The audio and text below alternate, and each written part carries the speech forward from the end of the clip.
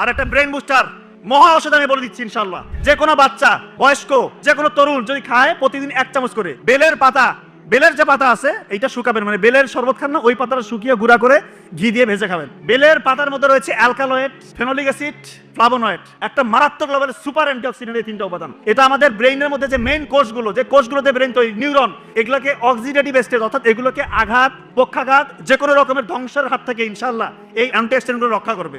এবং বেলের পাতার মধ্যে রয়েছে বিটা ক্যারোটিন এবং ভিটামিন সি, এটা আমাদের নিউরনকে পুষ্টি যোগাবে। এবং সবথেকে যে মানে মারাত্মক কাজটা করে সেটা হচ্ছে সিনাপসিস প্রক্রিয়াটাকে সচল করে, অর্থাৎ নতুন নতুন তথ্য আপনি সুন্দর মতো শিখতে পারবেন। এবং ঘিয়ের মধ্যে রয়েছে ওমেগা 3 ফ্যাটি অ্যাসিড, এবং ভিটামিন এ, ডি, ই, কে। এইটা ব্রেইনের জন্য একটা মারাত্মক লেভেলের সুপার এনার্জেটিক একটা খাবার, এটাকে বলা হচ্ছে ব্রেইনের এনার্জির ফুয়েল। তো এই দুইটা যখন আপনি কম্বিনেশন করে খাবেন, যে কোনো স্টেজে খেতে পারেন, যে কোনো বাচ্চা, বয়স্ক, যে কোনো তরুণ যদি খায় প্রতিদিন 1 চামচ করে বেলের পাতা শুকিয়ে গুঁড়া করে ঘি দিয়ে ভেজে 1 চামচ করে খাওয়াবেন, ওর ব্রেইনের অবস্থা যে অবস্থায় আছে না কেন ইনশাআল্লাহ তার থেকে ব্রেইনের কর্মক্ষমতা বহু গুণে বাড়বে ইনশাআল্লাহ।